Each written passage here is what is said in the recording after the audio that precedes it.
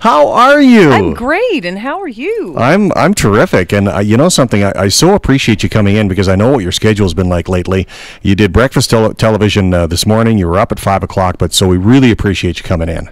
I'm happy to be anywhere at this age, man. You know what? You're happy. You're happy to be back in Alberta. That's what you're happy. I am. You know, I'm walking through the parking lots, and the snow is crunching beneath my boots, and I'm like, you could blindfold me at any given time, anywhere in the world, and transport me to Alberta, and I would know where I was. It's just that, you know, I used to walk to school. I never took the bus. I was, you know, we lived close enough that I'd walk to school in Medicine Hat and in the dark most of the time. And you know, it was funny because when you wake up in the morning here, it's dark until like, you know, 7:30, and then Get out of school. It's dark again at 4. It's kind of like Alaska, you know, 30 seconds of daylight. But it reminds me of home, and this is where I'm from, and I love being here. I'm not getting to see any of my family, which is a drag. My aunts are both here visiting with each other, and I've got lots of family, cousins, aunts, uncles, friends from high school, and they're all like, hey, let's have lunch. I'm like, are you kidding me? You want to see the schedule? Yeah, exactly. Well, I bet you just felt so good, though, getting out of that plane and seeing the mountains, for one thing. You know, what's funny is I got to my hotel room and immediately opened all the windows and doors, and it was freezing. Yeah. But it's just... That's what we do here. Yeah, I just loved it, and I think people from the South on the tour thought I was nuts when I said that I opened all my windows. Yeah. But something about, you know, you can still feel the mountain air even in Calgary. It's so close, and it definitely reminds me of being a kid here, and it makes me feel closer to my mom when I'm in Alberta too, because she was a proud Albertan. Yeah. Well, we just played George Canyon. He's got a classics album out too, but the different thing about yours, and I talked to you, remember at CCMAs, I was just so impressed with this concept. Not only is it an album of covers, but you've brought people into the project. How long has this been up in your head? Oh, I've been wanting to make this record for 30 years. I mean, it's interesting because these are all songs that I've been singing since I was 9 at least. Delta Dawn was the first song I ever learned on the guitar, and you know, even throughout my relationship with Reba, starting in her fan club when I was 14 years old, I mean, to the point where my mom would, you know, kind of surprise me with a T-shirt of hers under the Christmas tree. She would write the fan club and have them mail it and put it under the tree, and I absolutely flipped out when I saw it. I still have the T-shirt. Yeah. And it's a piece of toilet paper that was cut off midway. When I still had a midriff, I thought I could wear that. Anyway, but it's just really cool getting to record these songs that were a prelude to what I was doing as an artist. You know, my first record. And when I first went to Nashville, this is what I did. Most of the stuff I was writing was super traditional, just like what's on this album. And I was told by every label that I was too country. I didn't get a deal for 8 years because I was too country. Not only that, you were a girl in a hat act, too. Yeah, well, exactly. I was like, one guy even said, she's probably the most powerful country singer we've heard, but it's just not what we're looking for right now. Oh, man. So there. Yeah. I love the song selection, though. How Blue. Thanks. I mean, oh, man, I have loved that Reba song forever. Me too. And, you know, I was a little worried that it was too obscure because everybody knows Reba for Fancy, and whoever's in New England is as far back as a lot of people go. And I was listening to Reba when she was making records in 79, 70, 80, 81, 82, and those are actually... Reba pre-1990 is my favorite era of Reba McEntire. I totally agree. So country, and wore those cassettes and 8 tracks out, let me tell you. And, you know, it's funny because I was such a huge fan as a kid, and then I have an interesting history with her because she walked into a boot store I was selling boots in Nashville when I was about 20, 21, and I almost peed my pants. And I sold her son Shelby, who was 2 at the time. Well, I didn't sell him to him. He obviously didn't have the checkbook, but she and Narvel bought him his first pair of cowboy boots from me.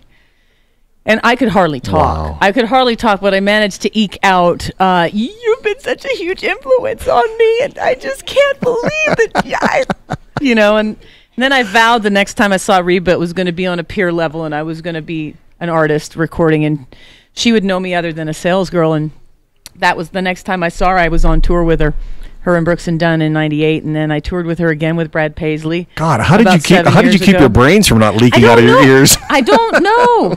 And then you know, when my mom was sick, she was really supportive. She called and sent flowers. She talked to my mom on the phone. We all had lunch one day in LA, and she's a really good human being aside from who everyone thinks she is as a you know, I guess she's like an icon. She is, truly. She's ultimately she's a like superstar. Oprah level, you know? She's Oprah level. And she drove herself to the session without a manager, got out of the car, camera ready, walked in, nailed the part, said, "What do you need me to do next, Terry?"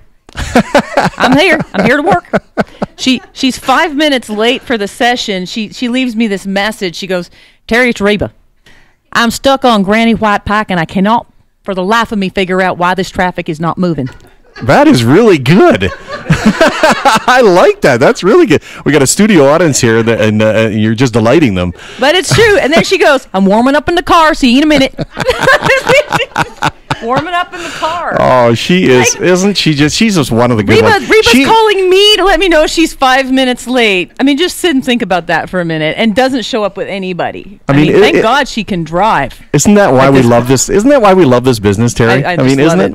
Yeah. And some of the other appearances, I've seen them on Facebook. I saw it when you were recording with Reba, and there's Dean Brody. Yes. I'm moving on. That's a really neat song selection for that. Thanks. You know, I had to do a Hank Snow song. You know, he's a Canadian Opry member and icon up here, and I loved the thought of just ending the album with something so up and ballsy. Can I say that on the radio? Yep. And you know, we weren't in the studio at the same time. We actually sent the tracks up to Toronto for Dean to sing on, and we got it back, and I was just like, holy crap, that sounds great. Like, he just really sounded great on it, and he opened my Long Way Home tour for me all across Canada and drove himself in a pickup truck to sing for 20 minutes with a guitar through the mountains in the winter. Like just him and a guitar, right? Him and a guitar in his pickup truck. It was so country. It was, and it was so, it to me was a testament to his dedication, and he was struggling with what to do and how to, you know, what direction to take with his career at the time. And we talked a lot about it on the tour. So I was thrilled to see him do well. And I'm hoping that there are a lot of Americans buying this album too, you know, on Amazon and iTunes. And they'll discover him. Yeah, that they're going to, you know more about Dean Brody through that track. And I think he sounds great on it. So. And the Dierks Bentley one, I totally agree with you. I read what you said about his voice is so distinct, and it's got that rasp to it, doesn't it? He's got a really interesting texture. I mean, it sounds like he smoked a million cigarettes to sound that way, but I don't think he did. He's just got a really cool voice. And the thing I like about Dierks is he's a true country music fan. Like, he appreciates old school country, where it came from, how we came to be. He'd be sitting on the side of the street with a guitar and a tin can playing music if that was all he had left to do. He's not about the fame and being a big star. He doesn't have the big head. He's all about music and being a musician and a singer. And I really appreciate that about him. And that was pretty evident when he went and did that bluegrass album. Yeah. Right in the middle of all of his, you know, commercial chart success. Yeah. Well, it took guts, and I'm sure some people were like, what is he risking? You know, but to risk, to put your sort of mainstream success on the line, to do something that is creatively risky, but something that's really in your heart and soul, really proves where it's at for him. And that's with the music. And I related to that because when I did Fearless, it was kind of looked upon as in the same way. You know, like, and I love that project because it was so sort of rootsy, you know? It did great up here in the States. It kind of tanked me for a minute. But I appreciated in him, you know, that he did that and was willing to do that. Jan Arden's on this record. Were you actually in the studio together?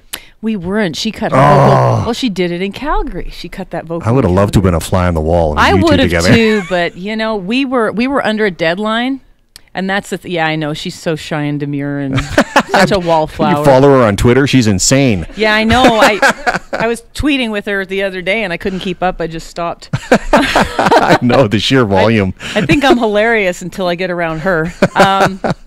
No, Jan was a perfect match for this because Patsy Cline was always sort of that artist that blurred the lines between country and pop in the 60s, especially when she started to work with Owen Bradley. And, you know, I didn't want to cut Crazy or Sweet Dreams because everybody and their dog has been at karaoke drunk singing those songs. Exactly. And, you know, and done those. And Leaving on Your Mind, I think, is familiar to a lot of people, but it's not the first thing you think of when you think of Patsy Cline. So, and being in that kind of pop vein, I thought Jan was a natural for that song, Yeah. and she's the only pop artist on the whole album, Which is cool. Yeah, Jan goes Yeah. country.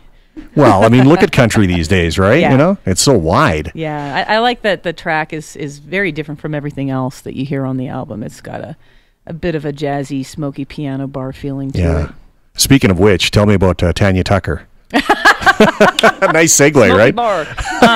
No, Tanya, when I first started to toy with doing Delta Dawn, first of all, that was the most challenging track to recreate and record, because if you listen to the original, it starts off a cappella with a big choir and then tons of reverb, and then it's like a verse and a verse and chorus and chorus and chorus and chorus and chorus and chorus, and then they modulate 8,000 times. But recordings in the 70s, they got hooked into this going up a key every other chorus to build it and do something with it, and it just wouldn't have been sounded right to just do the exact same thing this time. So we tried to kind of build a more melancholy sounding track. So. Yeah.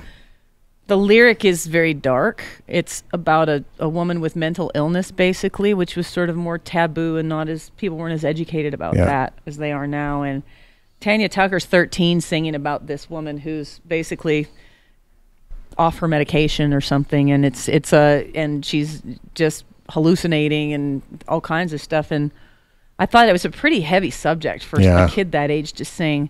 So when that being one of the first songs I learned when I was a kid, when she comes in on that second verse, to me, that's the big goosebump moment on the whole album. Above everything else, I don't know what it is about Tanya Tucker coming in there, and she's a mature woman now. And last time she recorded it, she was a kid. So I don't know. I feel like that being her big, huge signature song was an honor for her to kind of give that to me. It was a gift. The first single, Love is a Rose, that we're going to play here in just a couple of seconds, and I think you're going to do it live too. I think I am. I think you are. I agree with you, though. I don't really remember the Neil Young version. I grew up with the Linda Ronstadt one. I know, me too. And it's funny because that's the one I heard growing up, and my mom had a lot of Linda Ronstadt's albums, and I felt like the album wouldn't be complete without a couple of those late 70s California country rock era songs. You know, the Eagles, Linda Ronstadt, Emmylou Harris, Graham Parsons, you know, they're a part of what makes up country music. And I thought Two More Bottles of Wine and Love is a Rose also can translate into today and had the most contemporary sound of, it wasn't as dated lyrically, and it wasn't about honky tonks. It's stuff that we can all relate to. And what's funny is that I didn't know Neil Young wrote the song until after I'd already decided it was on the list. And I'm looking up writers. I'm like, Neil Young.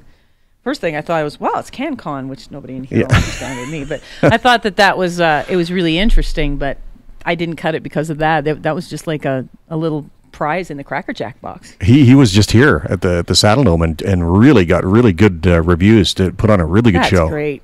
Have you seen Jimmy Fallon do Neil Young? Isn't that the greatest? Oh, God. Well, yeah, he's nuts. Terri Clark in studio. She's going to perform for us acoustically here in just a bit. But from classic, here's Terri Clark, Love is a Rose.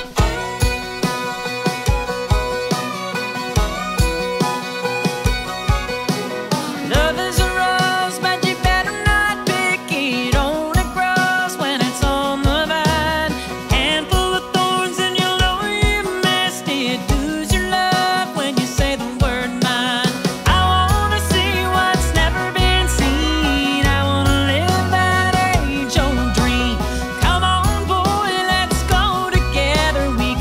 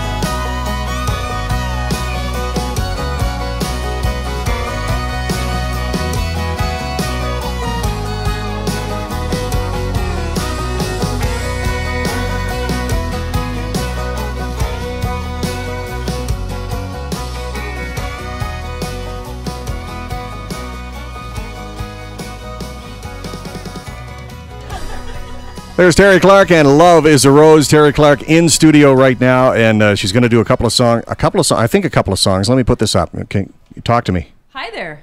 There we go. Hi. Hi, you're way over there. I know. Anyway, that was an awesome version of that. And are you going to do a couple songs for us? Yeah, I'm going to do that one acoustic now. Okay. So you get to hear it twice in a row. Excellent. Excellent. For it. It's all Good. right. Okay, here's the other version of Love is a Rose.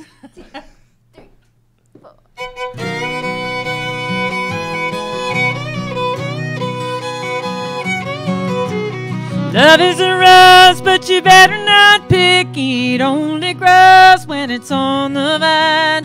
Handful of thorns and you'll know you've missed it. Lose your love when you say the word mine. I wanna see what's never been seen. I wanna live that age-old dream. Come on, boy, let's go together. We can take the best right now. Take the best right now.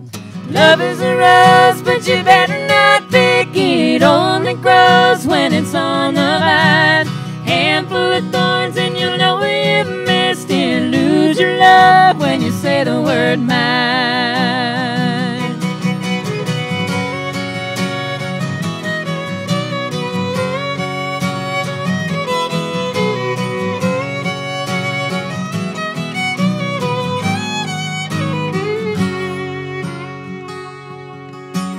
I wanna go to an old hoedown long ago in a western town. Pick me up 'cause my feet are dragging. Give me a lift and I'll hay your wagon. Love is a rose, but you better not pick it. Only grows when it's on the vine. Handful of thorns and you'll know you've missed it. Lose your love when you say the word mine. Love is a rose, you better not pick it. Love is a rose on the line. Love is a rose, you'll know you've missed it. Lose your love when you say the word mine. Lose your love when you say the word mine.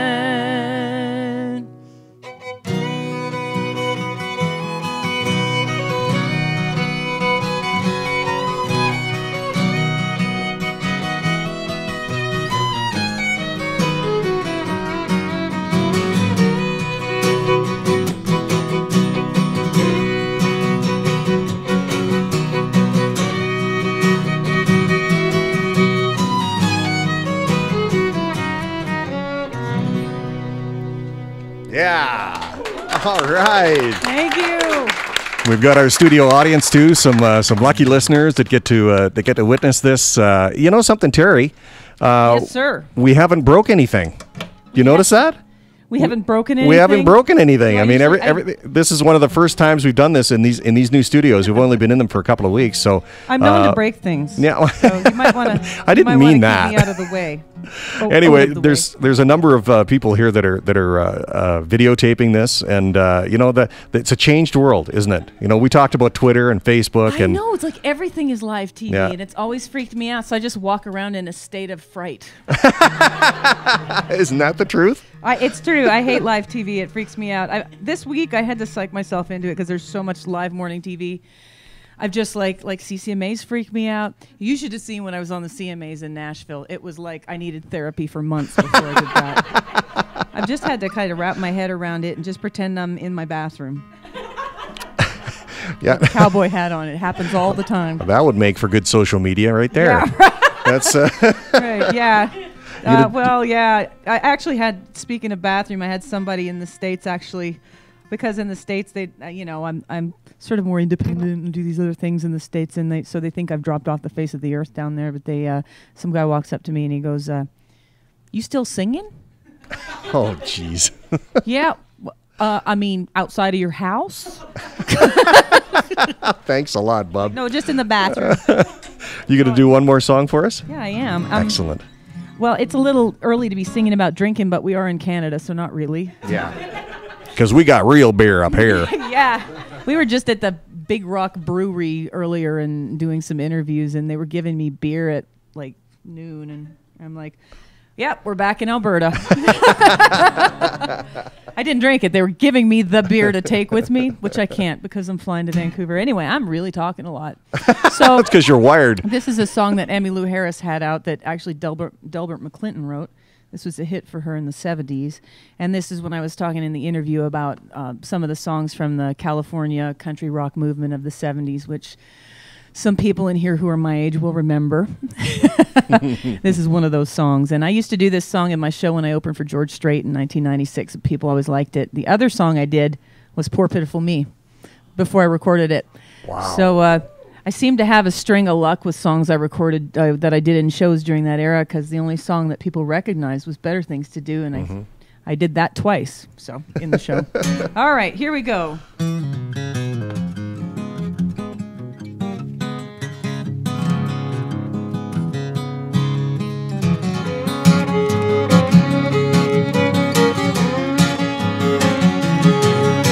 We came out west together with a common desire. The fever we had might have set the West Coast on fire. 2 months later, got trouble in mind. Oh, my baby moved out and left me behind. But it's alright, 'cause it's midnight. I got 2 more bottles of wine.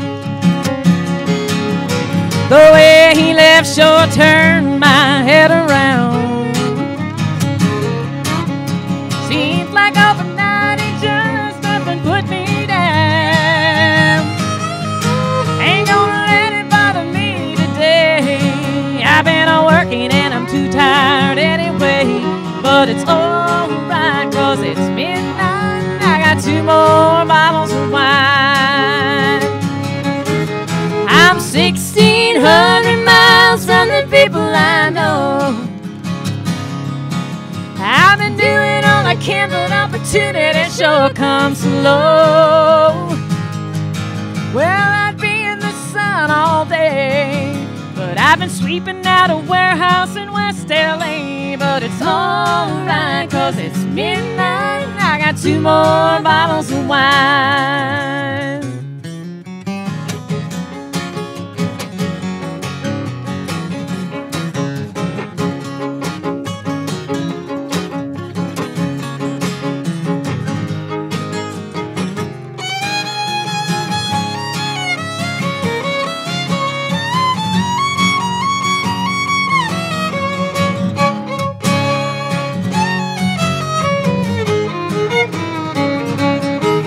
I'm 1,600 miles from the people I know. I've been doing all I can, but opportunity sure comes slow. Well, I'd be in the sun all day, but I've been sweeping out a warehouse in West LA. But it's alright, 'cause it's midnight. I got 2 more bottles of wine. Yes, it's alright, 'cause it's midnight. I got 2 more bottles of wine. Yes, it's alright, 'cause it's midnight. I got 2 more bottles of wine.